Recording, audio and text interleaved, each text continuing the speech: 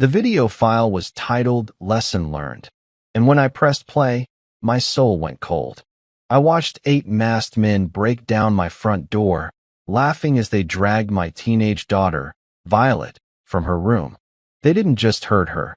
They filmed it, mocking me through the camera, thinking I was just a tired, retired single dad.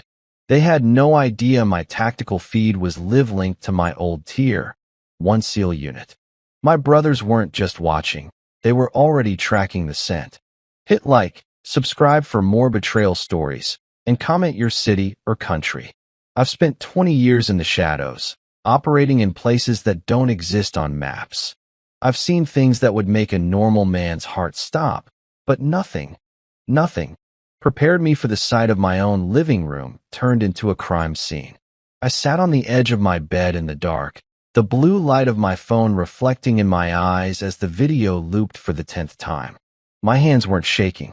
In my line of work, adrenaline doesn't make you shake, it makes you focused. It makes everything slow down. I could hear Violet's muffled cries in the background of the video. I could see the way the lead man, a tall guy with a distinctive tattoo on his wrist, held the camera. He knew exactly where the hidden nanny cam was. This wasn't a random home invasion. This was a message. You should have signed the papers, Julian.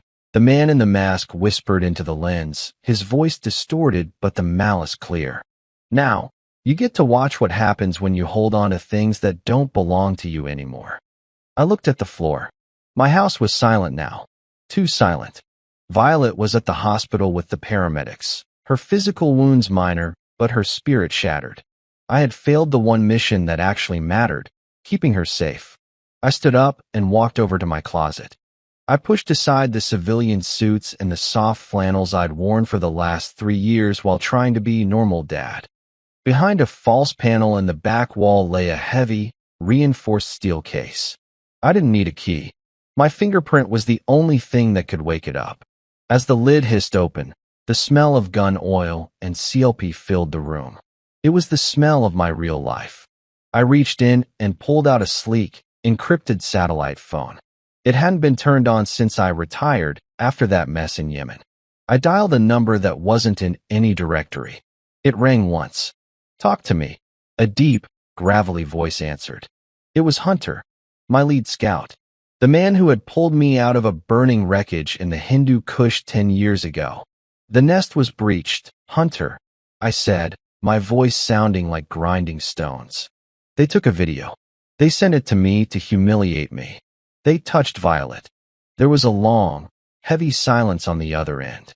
I could practically hear Hunter's heartbeat through the line. In our world, family was the only thing left that was sacred. You could shoot us, you could burn our records, but you never, ever touched the kids. "Names?" Hunter asked. "I don't have names yet.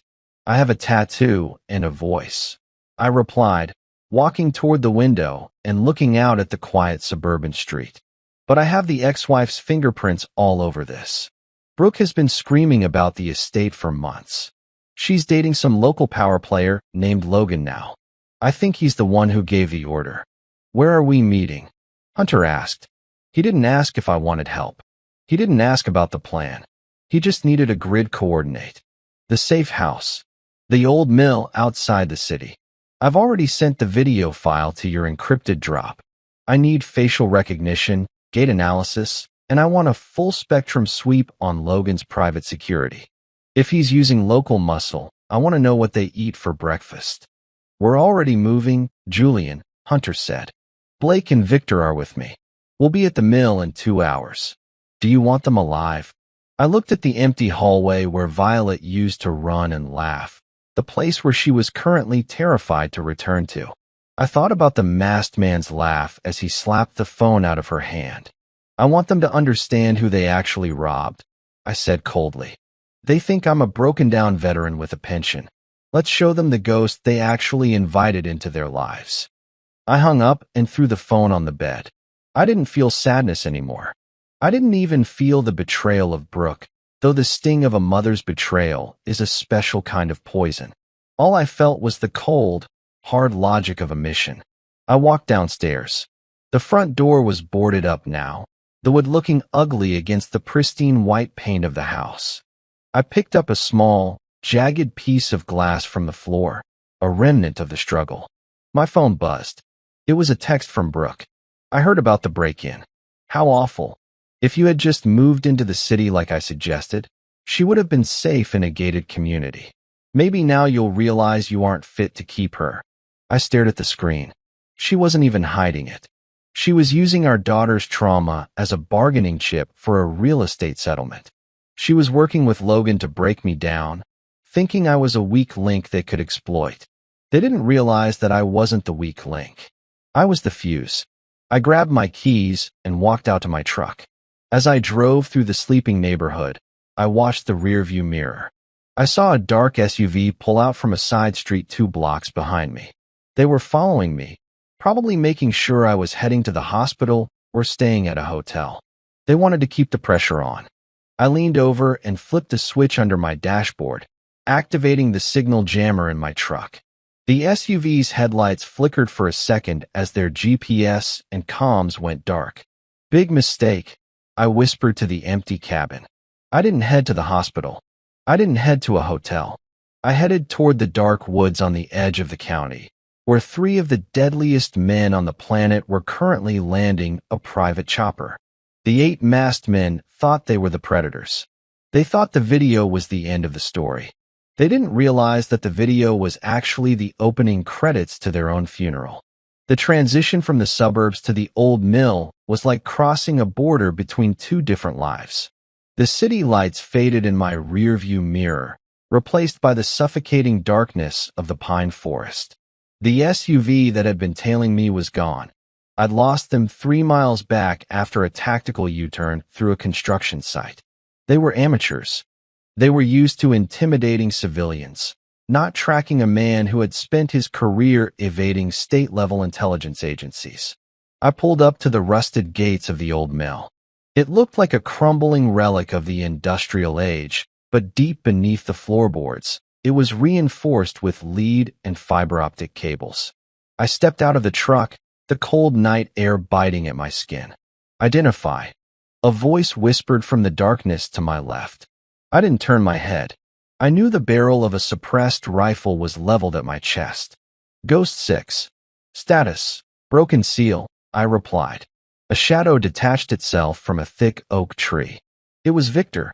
He was a small, wiry man who looked more like a librarian than a sniper, but he had more confirmed long-distance hits than anyone in the history of the unit.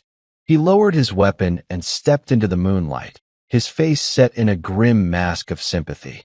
I saw the footage, Julian, Victor said, his voice low and dangerous. Hunter and Blake are inside.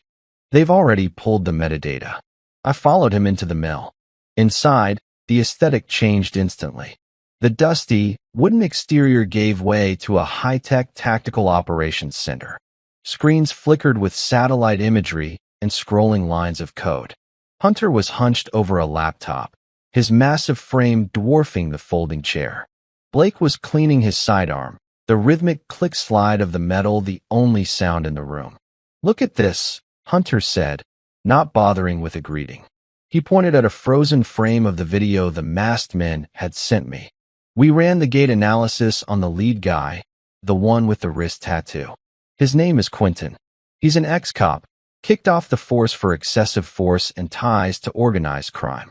Now he runs a private security firm that's basically a gang of hitters for hire." "And who pays his bills?" I asked, leaning over the table. "A holding company called Apex Developments." Blake chimed in, looking up from his weapon. "And guess who the majority shareholder is? Logan, your ex-wife's new boyfriend." I felt a cold, sharp satisfaction. Seeing the connections laid out in black and white made the target clear. This wasn't just a crime. It was a business transaction. Logan wanted my coastal property, land that had been in my family for 3 generations, to build his new resort. I had refused to sell. Brooke wanted the divorce settlement tripled.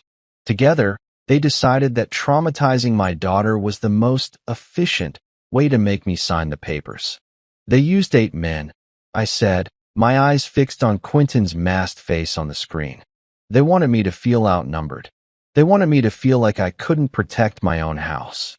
They don't know who's in the house now, Victor said, tapping a touchscreen that showed a live feed of Logan's penthouse in the city. We've tapped into the building's security. Logan is hosting a charity gala tonight.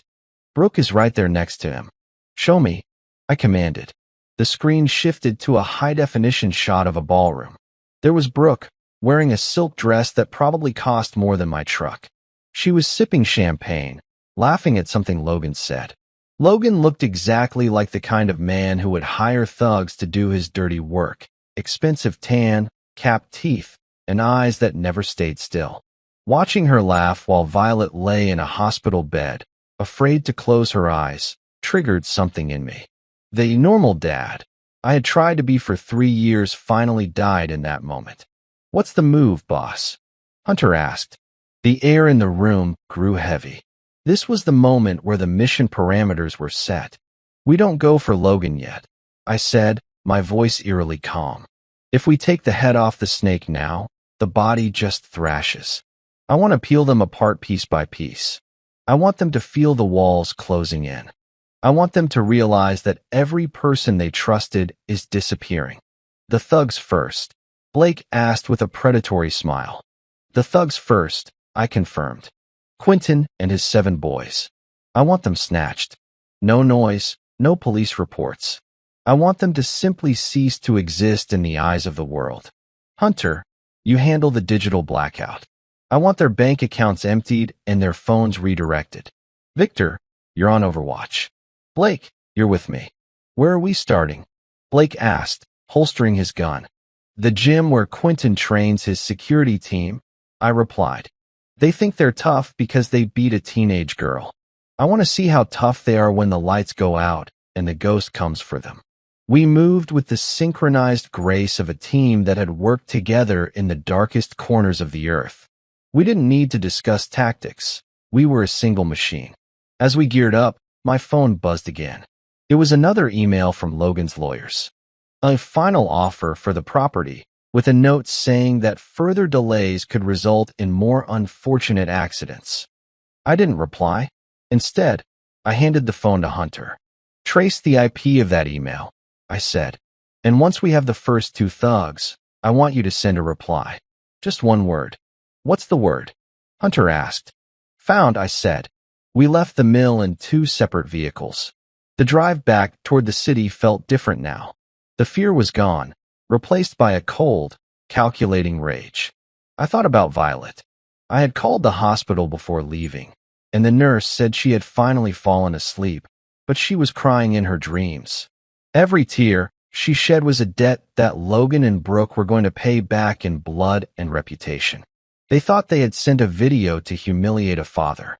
They didn't realize they had sent a recruitment video to the most dangerous kill squad on the eastern seaboard. As we approached the neon glow of the city, Blake looked over at me from the passenger seat. You okay, Julian? I'm better than okay, Blake, I said, gripping the steering wheel. For 3 years, I tried to be a man I wasn't. I tried to forget the things I've done. But Logan and Brooke, they just reminded me exactly who I am. And who are you tonight?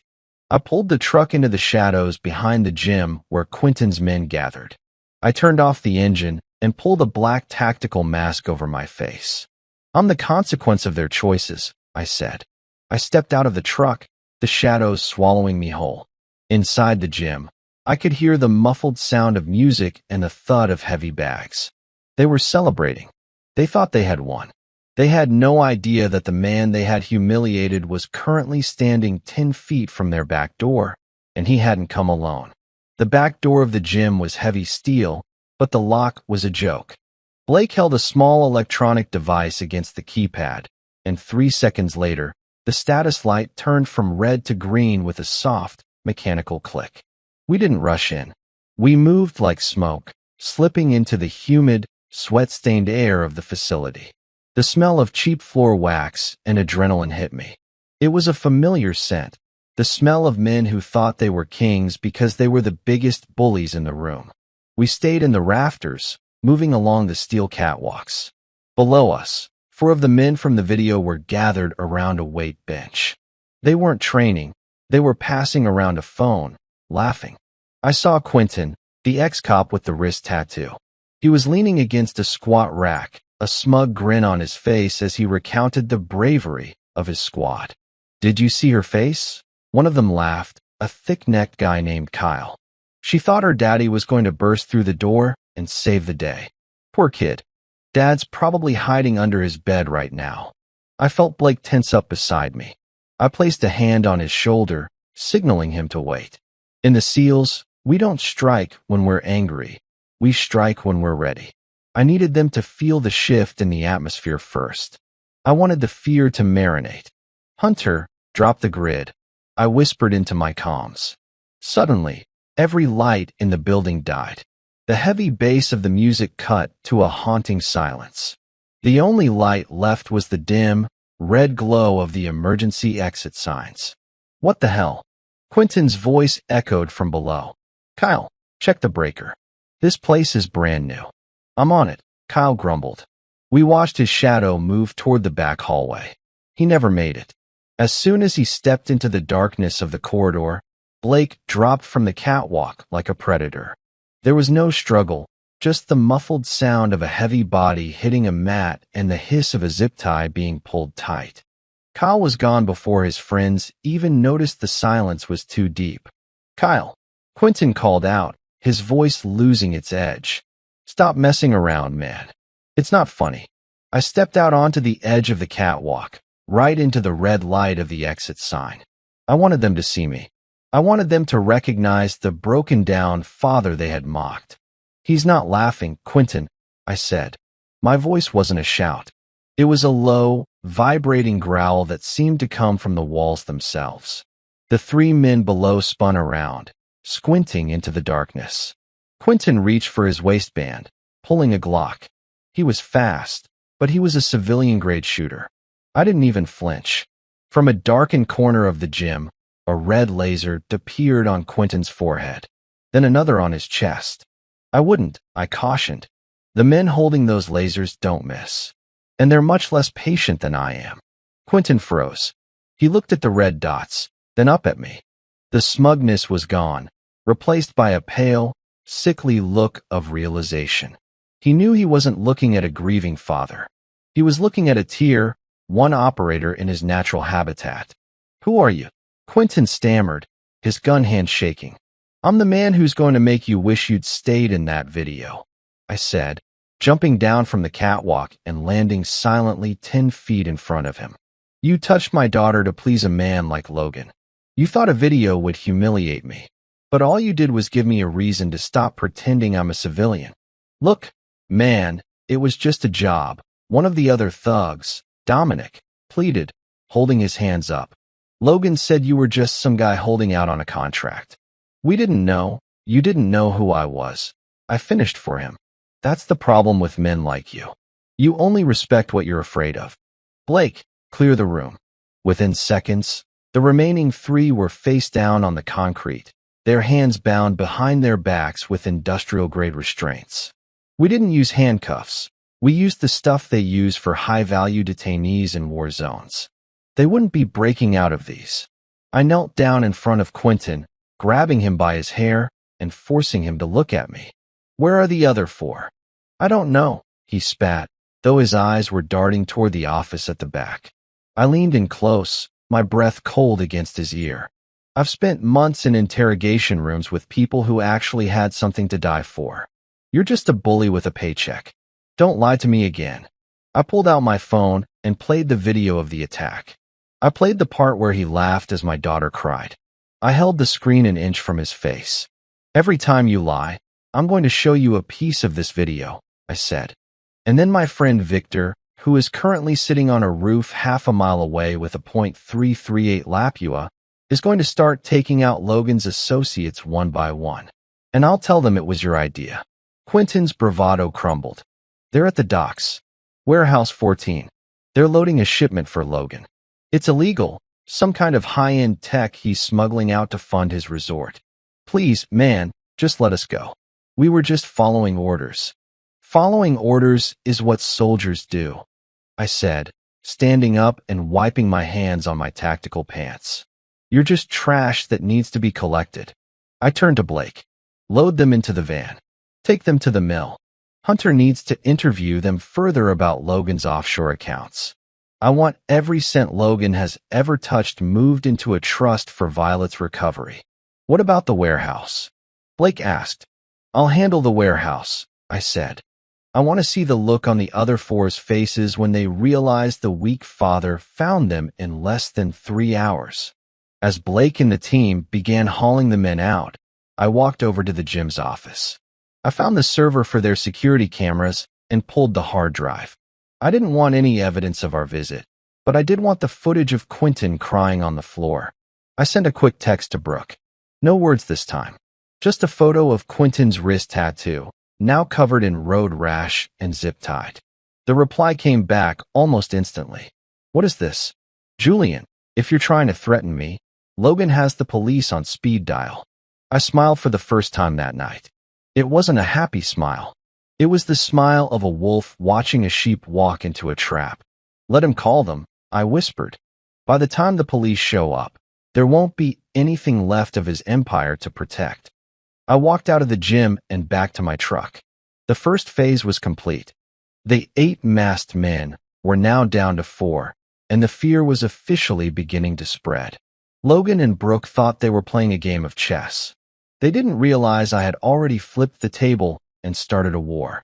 The drive to the docks was a blur of neon lights and cold determination.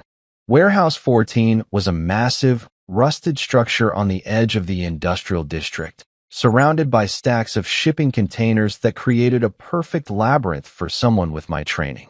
In the SEALs, we called this the kill box. If you knew how to move through the shadows, the environment became your greatest weapon. I checked my comms as I pulled the truck into a dark alleyway 300 yards from the target. Hunter, give me eyes. Satellite feed is blocked by the roof, but I've bypassed the local pier cameras. Hunter's voice crackled in my ear. I see a black sedan and a cargo truck at the loading dock. For targets confirmed. They're moving crates. They look nervous, Julian. Quentin hasn't been answering his radio, and they're starting to smell the smoke. Good, I muttered, checking the chamber of my suppressed sidearm. Let them sweat. I didn't take the front entrance. I scaled a stack of containers and dropped onto the roof of the warehouse, moving toward a rusted skylight. Looking down, I saw the remaining 4 men from the video. They were younger than Quentin, muscle for hire who thought wearing a mask made them invincible. They were tossing crates of high-end electronics into the back of the truck, checking their watches every 30 seconds. One of them, a guy named Felix with a bleached blonde buzz cut, stopped and wiped his forehead. Where the hell is Quentin? He was supposed to be here 20 minutes ago to sign off on this manifest. Maybe he's celebrating early. Another one replied, leaning against the truck. That video he sent the old man was classic. Did you see the look on that guy's face in the hidden cam footage? Total ghost. He looked like he was about to cry. I gripped the edge of the skylight, my knuckles turning white. They were laughing about my daughter again. They were standing in a warehouse full of stolen goods, working for a man who wanted to ruin my life, and they felt safe. Victor, status, I whispered. In position on the water tower, Victor replied from his perch 500 yards away. I have a clear line of sight through the open loading door. I can drop the 2 by the truck before they even hear the glass break. Negative. No shots yet, I ordered. I want them to see who's coming. Cut the power to the pier. A second later, the entire dock went pitch black. The humming of the industrial refrigerators died, and the security lights outside flickered out. Down below, the 4 men froze. Not again, Felix hissed, reaching for a flashlight. The grid must be blowing all over the city. He clicked on his heavy-duty flashlight, the beam cutting through the dusty air of the warehouse. He swung the light around the room, searching for the circuit breaker. When the beam hit the crates, it was fine. When it hit the floor, it was fine. But when he swung the light toward the center of the room, he stopped. I was standing right there. I hadn't made a sound as I descended the fire escape. I stood in the middle of the warehouse, my arms crossed, my tactical vest reflecting the harsh light of his torch. I looked like a demon born from the shadows. "Who are you? Get out of here," Felix yelled, his voice cracking. He reached for a crowbar resting on a crate. "I'm the man you called a ghost 2 minutes ago," I said, my voice echoing off the corrugated metal walls.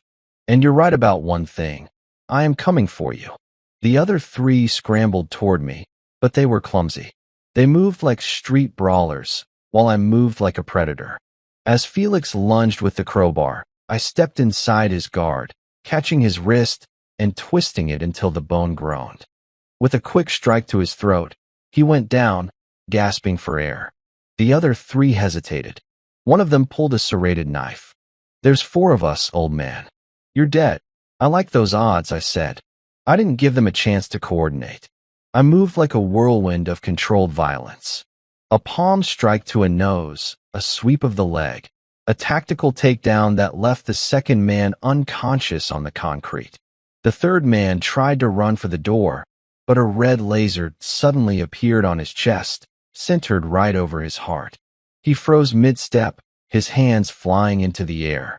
"Don't move." Victor's voice came over the warehouse's internal intercom system, which Hunter had hacked. "The next thing that enters your body won't be air." The fourth man, the one who had mocked me by the truck, fell to his knees. "Please, we didn't do anything. It was Logan. He told us to do it. He said you were a nobody." I walked over to him and grabbed him by the collar, hoisting him up until his toes barely touched the floor. "A nobody? I've spent 20 years protecting people like you from monsters you can't even imagine. And then you come into my home? You touch my daughter?" I threw him against the side of the truck. "You're going to call Logan. Right now." He fumbled for his phone, his hands shaking so violently he dropped it twice. I picked it up and dialed the number for him. I put it on speaker. "Felix, is the shipment secure?" Logan's voice came through, sounding annoyed. "I'm at the gala. I don't have time for—" "The shipment is gone, Logan," I said, stepping over the groaning bodies of his hired help. "And so are your men." There was a long, suffocating silence on the other end. I could hear the muffled sounds of a violin and clinking glasses in the background, the sound of the high society world Logan thought he belonged to. "Julian." Logan's voice was suddenly stripped of its confidence. "What did you do? Where is Quentin?" "Quentin is learning what it feels like to be a prisoner," I said. "And these 4? They're currently lying on a warehouse floor waiting for the feds to arrive. I've already sent the manifest of your stolen tech shipment to the Department of Justice. By morning, your assets will be frozen, and your charity will be a crime scene. You can't prove anything." Logan snarled, though I could hear the panic rising in his chest. "I have the best lawyers in the state." "Lawyers can't help you with what's coming next, Logan," I said. "You sent me a video to humiliate me. You wanted me to watch my daughter suffer. Now, it's my turn to record. I'm going to film the moment your world collapses. And I'm going to make sure Brooke is there to see it." I hung up before he could respond. I looked at the 4 men on the floor. "Blake, get the van," I said into my comms. "Wrap them up and take them to join their friends. I want all 8 of them in one room. It's time they had a reunion." "Copy that, boss," Blake replied. As I walked out of the warehouse, I saw the blue and red lights of the police in the distance. Hunter had timed the anonymous tip perfectly. The cargo truck full of illegal hardware was enough to sink Logan's company overnight. I sat in my truck and watched as the police swarmed the pier. My phone buzzed. It was a picture from Hunter. It showed Brooke and Logan leaving the gala, surrounded by reporters and a few men in suits who looked like federal agents. Brooke looked terrified. Logan looked ruined. But this was only the beginning. The 8 masked men were dealt with, but the true betrayers, the ones who shared my life and my bed, were still standing. "Part 4 is closed," I whispered, shifting the truck into gear. Time to start the interrogation. The city felt different tonight. To the thousands of people sleeping in their beds, it was just another Tuesday. But to me, the air felt electric, charged with the scent of a hunt nearing its end. I pulled my truck into the parking garage of a nondescript apartment complex on the edge of the financial district. This was where Logan kept his shadow office, a place not listed on any corporate filings. My team had already moved the 8 men to a secure basement facility at the mill, but they weren't my primary focus anymore. They were just tools, blunt instruments used by a man who thought he was a surgeon. I needed to see the surgeon. I needed to see the woman who had helped him pick the scalpel. "Hunter, give me a status on the gala cleanup," I said, tapping my earpiece as I stepped out of the truck. "It's a bloodbath, Julian. Not the physical kind, but the career kind," Hunter replied. "The feds didn't just seize the warehouse. They hit Logan's primary server at the same time. His legal team is scrambling, but it's hard to fight a war when your bank accounts show a balance of 0. He's currently headed to his penthouse with Brooke. They think they're going there to pack and run. They won't get far," I said, walking toward the elevator. "Is the perimeter secure?" "Victor is on the roof across the street. Blake is in the lobby disguised as security. You're clear to enter." "But Julian, Brooke just called your personal cell 3 times in the last 5 minutes. She's spiraling."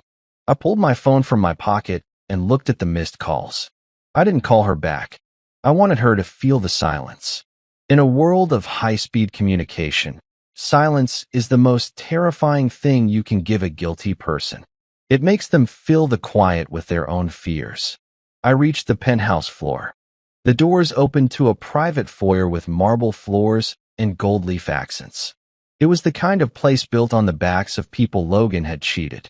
I could hear shouting coming from behind the heavy oak double doors.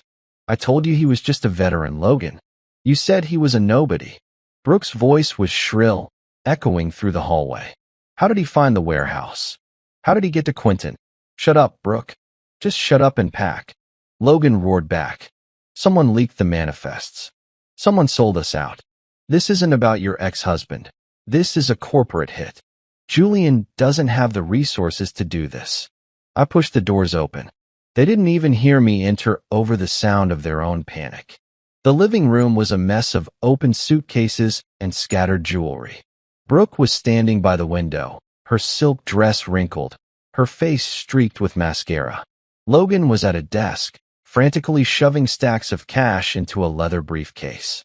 "Actually, Logan," I said, my voice cutting through their argument like a blade. "Julian has exactly the resources he needs." They both froze. Logan's hand stayed inside the briefcase, and Brooke let out a small, strangled gasp. They looked at me as if I were a ghost that had stepped out of the shadows of their conscience. I wasn't wearing my tactical mask anymore. I wanted them to see my face.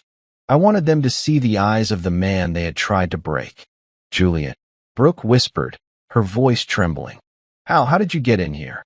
"The same way your friends got into my house," I said, walking slowly into the center of the room. "Only I didn't need a mask. And I didn't need to hurt a child to feel powerful." Logan finally found his nerve. He straightened up, trying to reclaim his alpha male persona. "You're trespassing, Julian. I don't care what kind of stunt you pulled at the docks, but you're in over your head now. I'll have you arrested before you reach the lobby." I laughed. It wasn't a warm sound. "Arrested by who, Logan? The police who are currently outside loading your hard drives into a van? Or maybe the feds who just flagged your passport? You're not a power player anymore. You're a liability." I turned my gaze to Brooke. She couldn't even look me in the eye. She stared at the floor, her hands shaking. "I want to know one thing, Brooke," I said, my voice dropping to a whisper. "The video. You knew they were going to do it. You gave them the code to the security system. You told them where Violet's room was. I just wanted you to sign the papers," she sobbed, finally looking up. "Logan said it would just be a scare. He said no one would get hurt. We just needed you to see that you couldn't protect her, so you'd give up the custody and the land. It was for her own good, Julian. She needs a life in the city, not some old house in the woods." The sheer delusion in her voice was staggering. She had convinced herself that betraying her daughter was an act of motherhood. "You watched that video," I said, stepping closer to her. "I know you did. Hunter found the playback logs on your tablet. You watched it 3 times. Did you feel like a good mother then? When she was screaming for me, and you were sitting in a wine bar with this coward? Julian, stay back. Logan shouted, pulling a small silver pistol from the desk drawer. He wasn't a soldier. He held the gun with 2 hands, his grip white-knuckled and unstable. I'll do it. I'll kill you right here and claim self-defense. I didn't stop walking. I didn't even slow down. Logan, look at the window behind you, I said calmly. Logan glanced back for a fraction of a second. A tiny, pulsating red dot was dancing on the glass, right at the level of his head. He looked back at me, his face turning the color of ash. That's Victor, I explained. He's been watching you for 3 hours. He's been waiting for me to give him a reason to pull the trigger. If that gun moves an inch higher, you won't even hear the shot. Logan's hands began to shake so violently the pistol clattered against the desk. He let go of it as if it had turned red hot. He sank into his chair, the reality of his situation finally crushing him. What do you want? He choked out. I want the truth, I said, pulling a chair out and sitting across from him. I want to know about this special project you were funding with those illegal electronics. And I want the names of the people in the city government who were helping you cover up your accidents. If I tell you, I'm a dead man anyway, Logan whispered. If you tell me, you go to a federal prison where I can't reach you, I countered. If you don't, well, my friends at the mill are very creative with their interrogation techniques. And they're currently very upset about what happened to my daughter. I leaned forward, my face inches from his. This is your only exit, Logan. The 8 masked men have already started talking. Quentin is currently telling Hunter everything about your offshore accounts. You can be the one who cooperates, or you can be the one who takes the fall for everyone. Logan looked at Brooke, then back at me. The love he had for her vanished in an instant, replaced by the survival instinct of a cornered rat. I have a ledger, Logan said, his voice cracking, in a safe deposit box. It has every bribe, every payoff, and the names of the people who authorized the hit on your house. Just keep that sniper away from me. Brooke looked at Logan in horror. Logan, you're going to give them everything? What about us? Logan didn't even look at her. There is no us, Brooke. There's just me trying not to die in a hole. I stood up. The first crack had turned into a total collapse. I had the information I needed to burn Logan's empire to the ground, but I wasn't finished with Brooke yet. The legal system would handle Logan, but Brooke, she was family. And for family, the punishment had to be personal. Get your things, Brooke, I said, walking toward the door. Where am I going? She asked, a flicker of hope in her eyes. To the hospital, I said. You're going to sit by Violet's bed, and you're going to stay there until she wakes up. And when she does, you're going to tell her exactly what you did. And then, you're going to sign a full confession for the police. And if I don't, I stopped at the door and looked back. Then I'll release the unedited video of the attack to every news outlet in the country. I'll make sure the world knows that the woman standing in the background was the one who opened the door. You'll be the most hated woman in America by noon.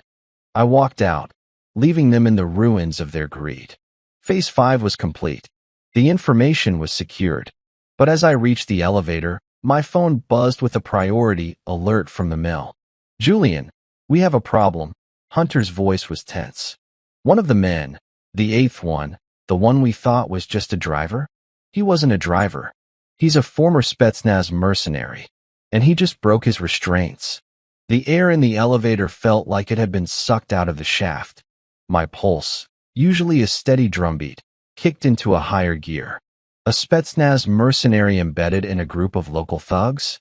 That changed the math instantly. Logan hadn't just hired muscle. He had hired a professional handler to make sure the lesson stuck. Hunter, report. I snapped, stepping into the lobby. How did he get loose? And where are the others? He didn't just get loose, Julian. He was waiting. Hunter's voice was strained.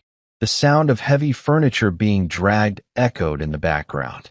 He dislocated his own thumb to slip the zip ties. He took out Blake in the transition bay. Blake's breathing, but he's out cold. The merc, his name is Victor, or at least that's the alias he used, is moving through the ventilation system of the mill. He's hunting us in our own house. Lock down the hospital wing. I ordered, my mind racing through the blueprints of our safe house.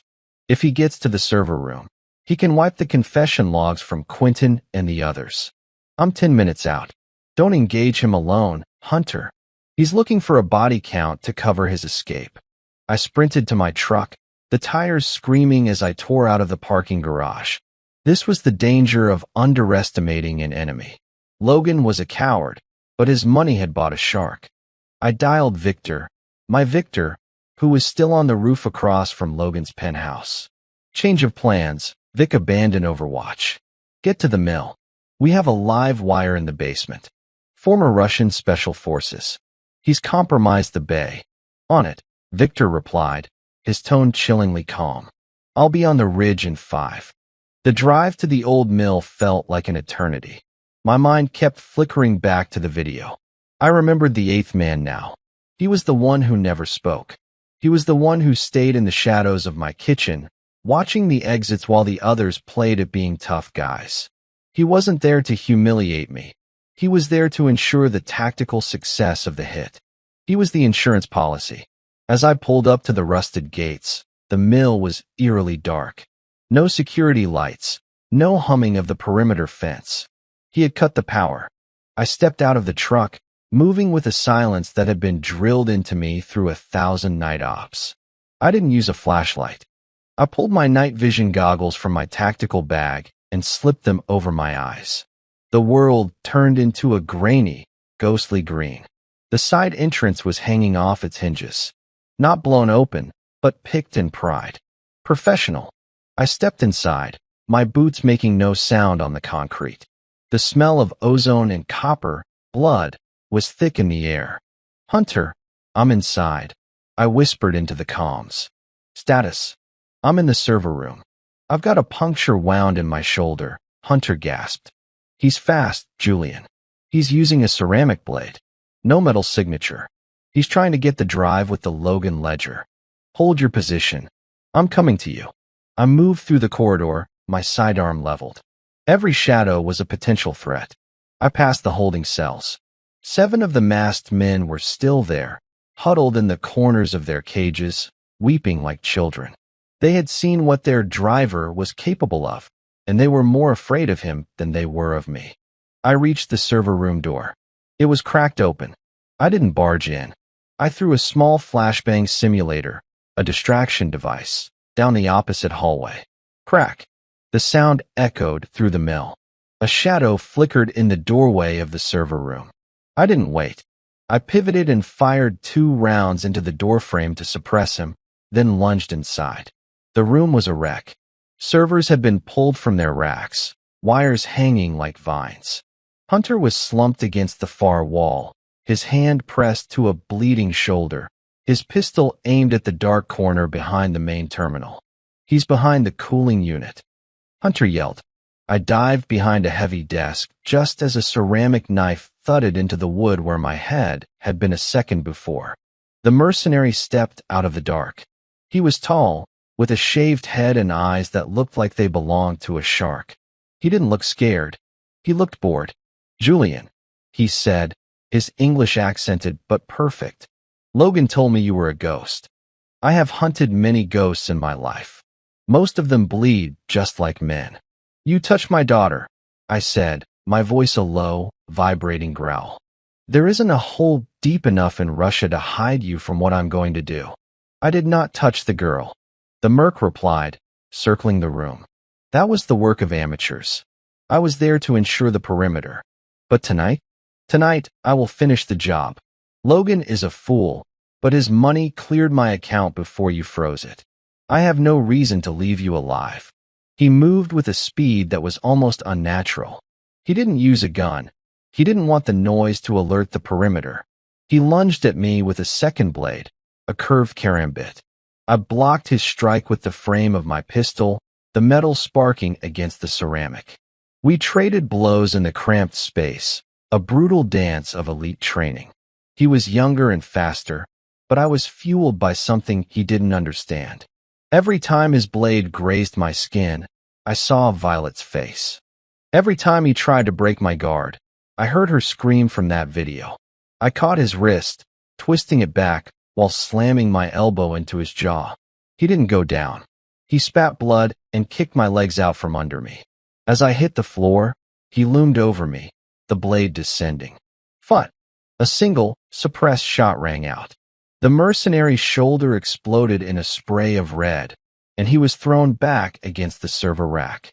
Victor was standing in the doorway, his sniper rifle leveled with terrifying precision.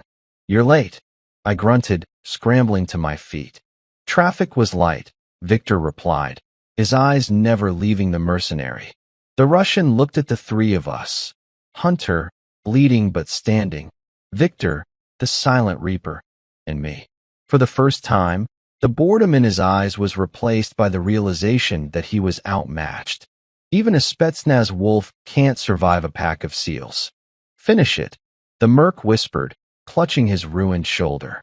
"No," I said, stepping over to him and kicking the ceramic blade away. "That would be too easy. You're the one who's going to tell the world exactly who Logan is. You're the missing link between a greedy businessman and international terrorism. You're going to be the reason Logan never sees the sun again." I turned to Hunter. "Patch yourself up and get him in the high-security chair. I want the ledger uploaded to the feds in the next 5 minutes." And Hunter, "Yeah, boss. Make sure he stays awake for the upload. I want him to watch the moment his employer's world turns to ash." I walked out of the room, my suit jacket ruined and my chest heaving. The eighth man was caught. The wall Logan had built around himself was completely gone. But as I walked toward the medical wing to check on Blake, I saw something on the floor that stopped my heart. It was a small, gold locket. It belonged to Violet. It must have fallen off her during the struggle at the house, and the merc had kept it. I picked it up, the cold metal feeling heavy in my palm. The betrayal of Brooke and the greed of Logan had invited this monster into my world. The revenge was almost complete, but the healing, that was going to take a lot longer. The weight of the locket in my hand was the final anchor to my old life. I sat in the dim hallway of the medical wing, watching the steady pulse of the monitor connected to Blake. He was breathing, his concussion treated, but the silence of the mill felt heavier than ever.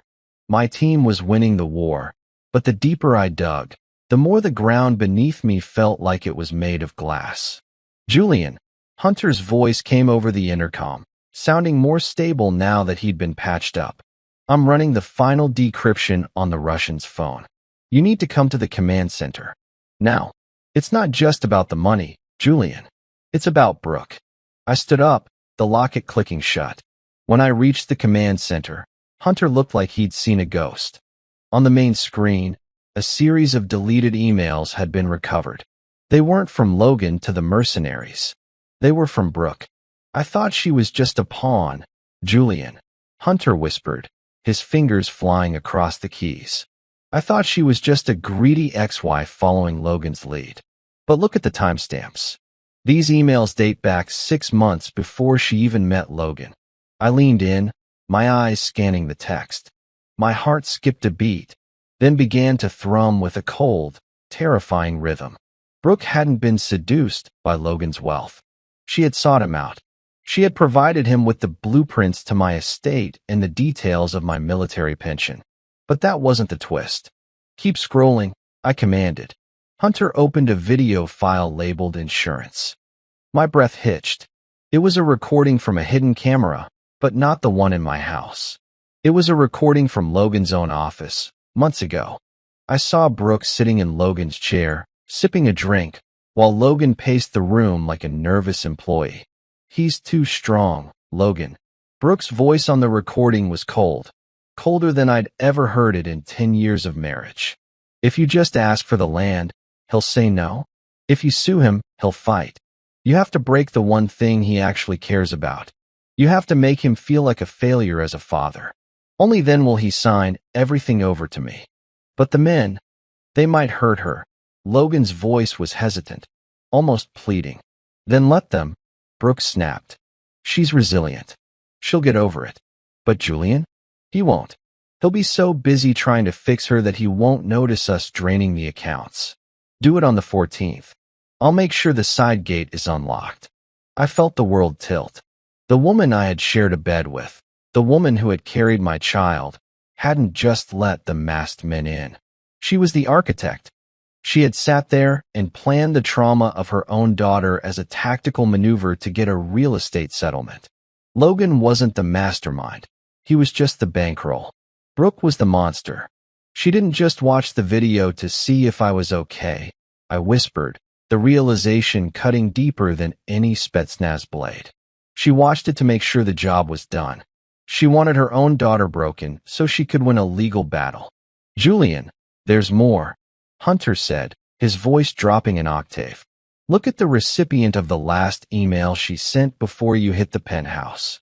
Hunter pulled up a sent message. It wasn't to Logan. It was to an offshore account linked to a private extraction team in Eastern Europe. The plan has failed.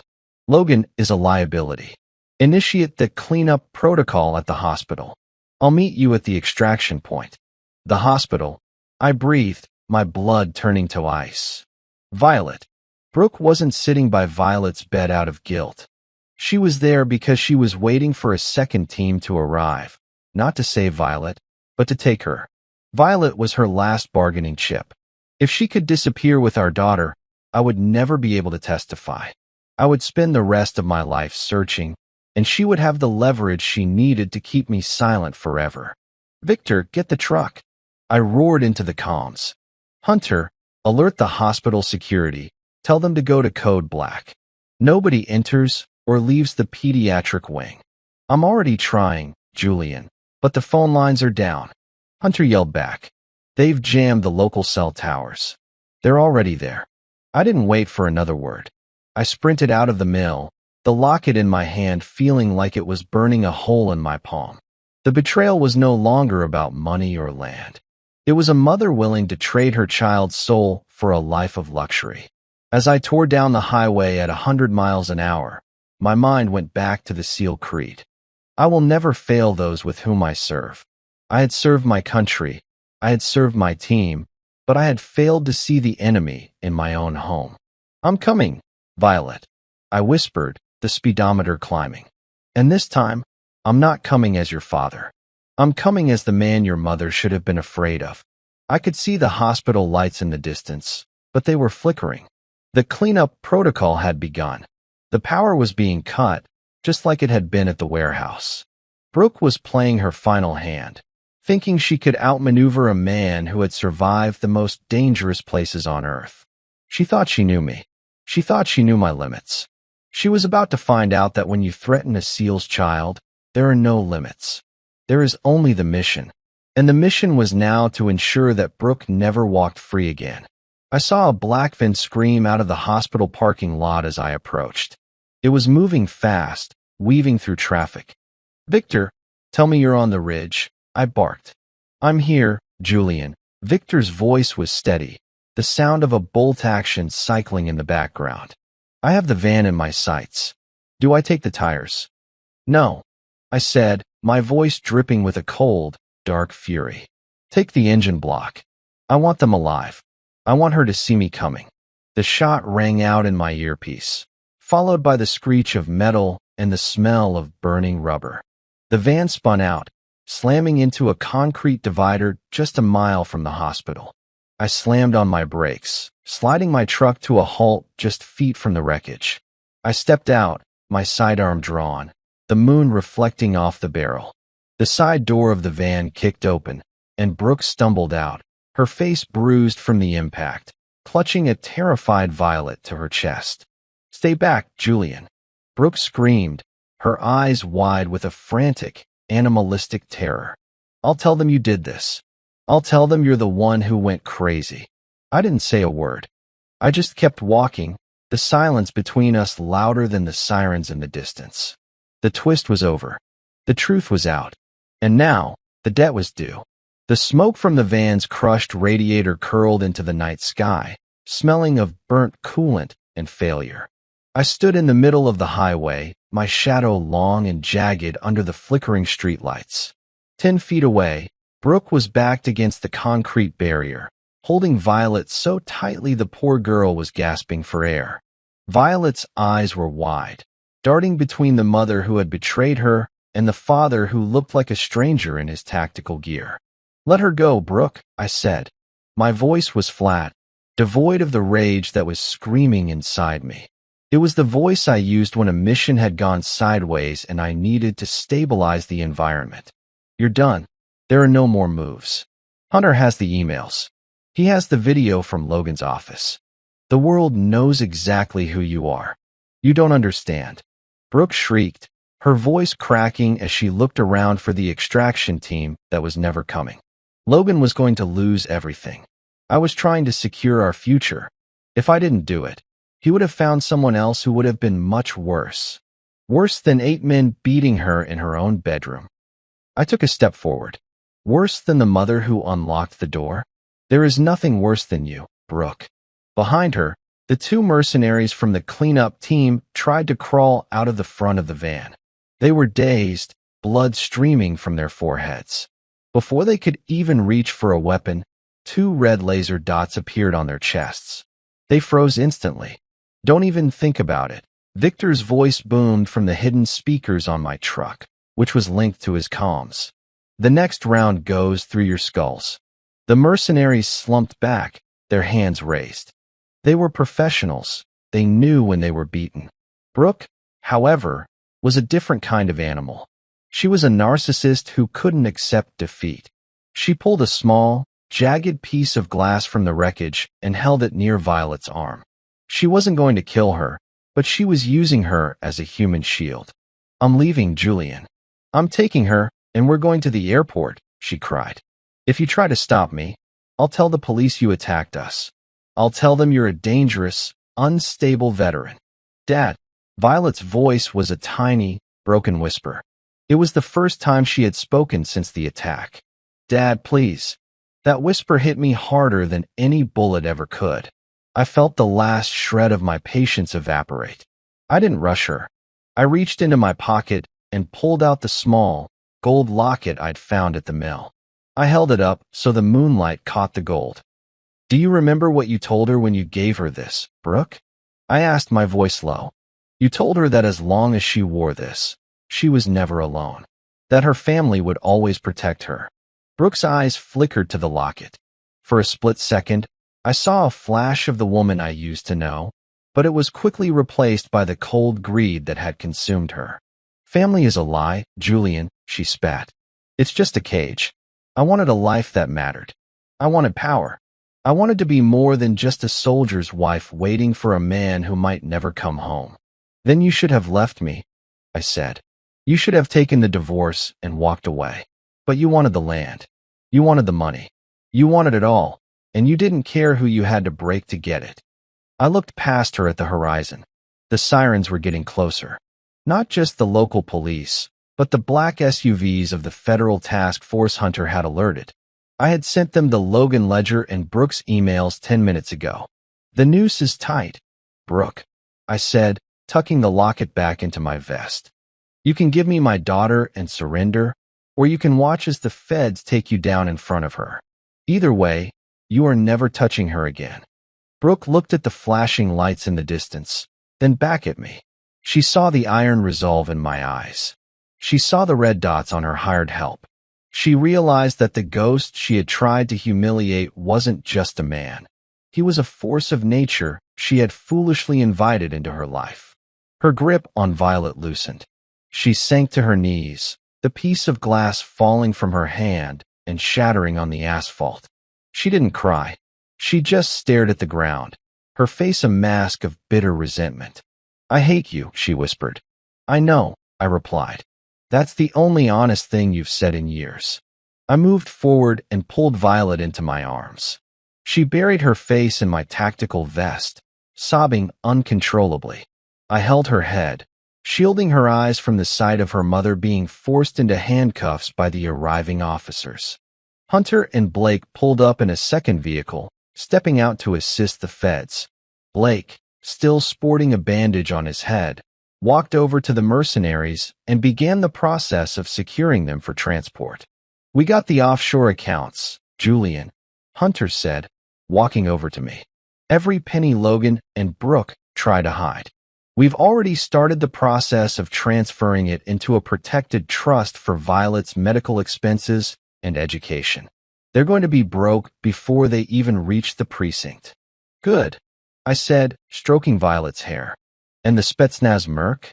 "He's talking. He's naming names in the city council. Logan's entire political network is falling like a house of cards." I looked at Logan's penthouse in the distance, the lights still visible against the dark sky. A few hours ago, he was a king. Now he was just another inmate. Brooke was being led away, her head held high in a final, pathetic display of pride. She didn't look back at her daughter once. "It's over, baby," I whispered to Violet. "They're gone. They can't hurt you anymore." But as I watched the police cars drive away, I knew the war wasn't entirely over. The physical threats were neutralized, but the psychological scars were deep. And there was still one more thing I had to do.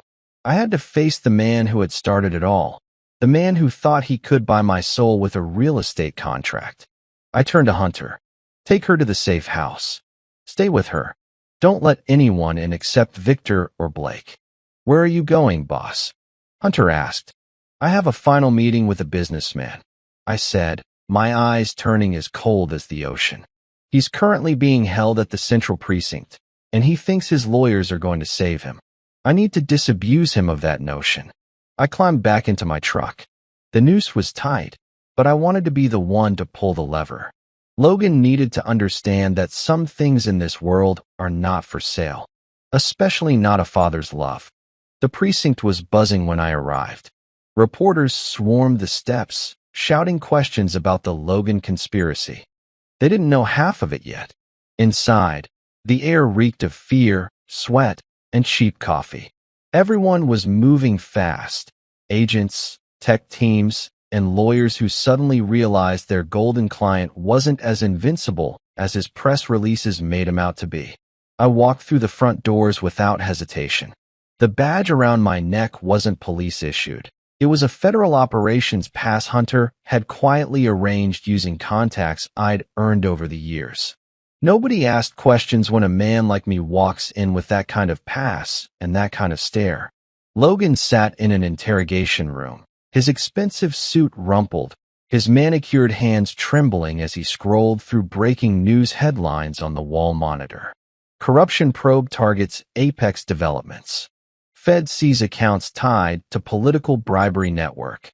Mystery ex-SEAL whistleblower sparks national investigation. He looked up when I stepped into the room, his face lit with feigned confidence, then quickly fell into the hollow-eyed look of a man about to lose everything he's ever built. "Julian," he muttered, masking his panic with a strained smile. "You really think you've won?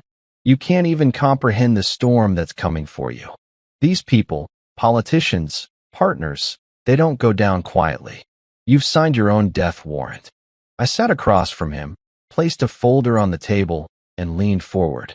"Death doesn't scare me, Logan. Losing faith in the people I trusted did. But that ship already sank." I flipped the folder open.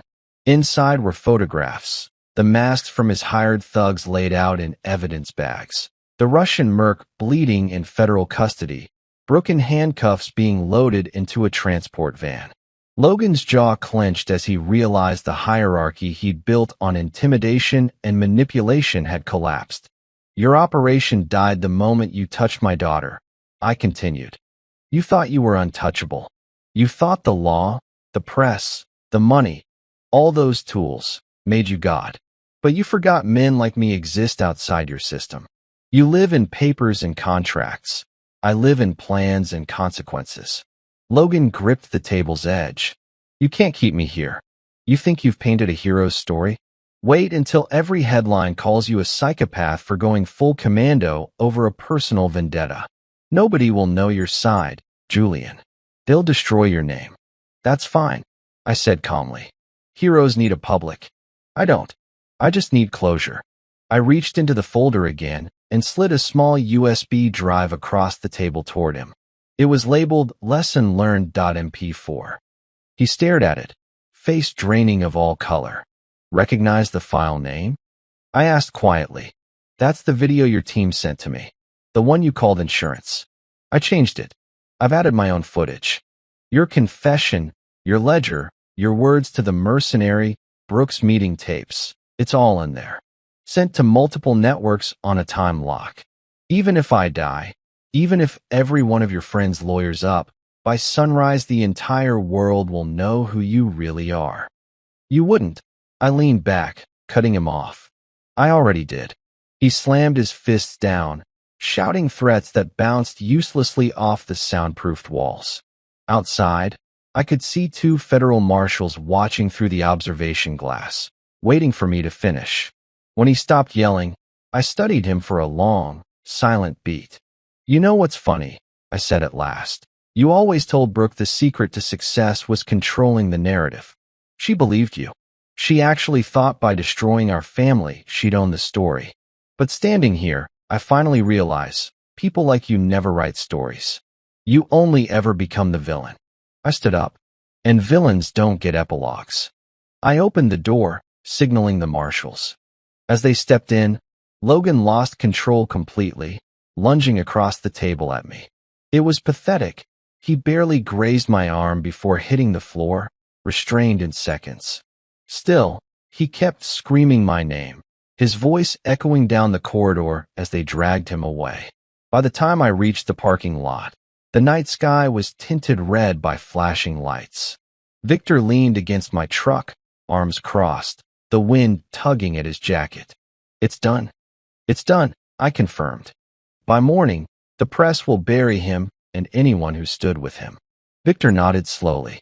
Brooke, she's in protective custody until the trial. She'll face every question live on record. No plea deals. No shadows left to hide in. I looked out over the city skyline, the same horizon Brooke once said represented freedom. To me, it looked hollow now, a glass palace full of people pretending they couldn't see the dirt holding it up. Victor handed me a thermos of coffee, his version of comfort. You going back to the safe house? Yeah, she should wake up soon. When I walked into Violet's hospital room later, the chaos seemed far away. The room was quiet except for the soft hum of machines and the faint rhythm of her breathing. She stirred when I sat beside her, blinking slowly before focusing on me. Dad? She whispered. I smiled faintly and brushed a strand of hair from her face. Hey, kid. I'm here. Her eyes filled with tears. Is it over? I squeezed her hand. Yeah, I said, voice rough. It's over. But as I sat there, I realized the truth. The kind of war I'd fought doesn't ever really end. It just changes shape. Justice doesn't erase pain. Revenge doesn't heal scars. But it gives meaning to them. When the dawn broke outside, painting the city gold, I took something from my pocket and placed it in Violet's hand, the gold locket. It's safe now, I whispered. You're safe. She held it close, smiling weakly. For the first time in months, I felt something close to peace. The monster had been unmasked. The ghosts had gone back to sleep. And yet, as the light filled the room, I looked at my reflection in the window and thought, once you wake the ghost, he never really goes back to sleep. Sunlight spilled across the hospital room the next morning, soft and golden, touching every piece of sterile metal like it was trying to heal what the night had broken. Violet was propped up in bed now, coloring quietly with one hand while 4 tubes snaked from the other. Her face still carried faint bruises, but her eyes, those same gray eyes her mother once had, held something brighter now, peace. I sat beside her, feeling the kind of exhaustion that doesn't come from lack of sleep, but from the weight of finally setting down a lifetime of burdens. The city outside was waking up, reporters scrambling for quotes, politicians scrambling for lawyers, and somewhere in a federal cell, Logan was finally facing the silence he'd spent years running from. Dad, Violet looked up at me. Are they gone for good? I smiled faintly. They are, and they won't come back. People like them never win forever. They just pretend longer than most. She nodded, thinking about that. Then she said something that cut cleaner than any knife. You didn't look scared, even when you came for me. You looked different. I met her gaze. That's because sometimes, sweetheart, when people try to break your heart, they forget your heart is armor. You don't run from fear. You walk through it until it has nowhere left to hide. A soft knock came at the door. Hunter and Victor stood there, both in civilian clothes for once, coffee in hand. Hunter gave a two-finger salute. You did it, boss. The courts froze every dirty account tied to the operation. Brooke took a plea. Federal time. Logan's going down twice as hard. Victor added, and the press? They're calling it the ghost file. You're trending worldwide without even showing your face. I shook my head with a tired grin. That's the point. It was never about being seen. It was about making sure no one like them ever touches someone innocent again. Hunter left a small envelope on the table. That's the deed transfer. The house is yours, completely yours. Brooke's name is erased, legally and otherwise. When they left, I opened the envelope. The document was simple. The land, the coastline, everything I'd fought to protect now belonged to one name. Violet Hale. My daughter. My reason. I turned to her. You're never going to have to fight this fight, okay? The world's heavy enough. You just live. She smiled and held out the gold locket, freshly polished. Can you fix this? I took it gently, snapping the clasp back into place. The hinge clicked perfectly, a tiny, honest sound in a world full of lies. I placed it around her neck again.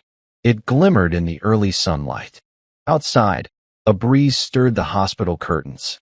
The world felt new, not because it had changed, but because I finally had. For the first time in forever, the ghost could rest.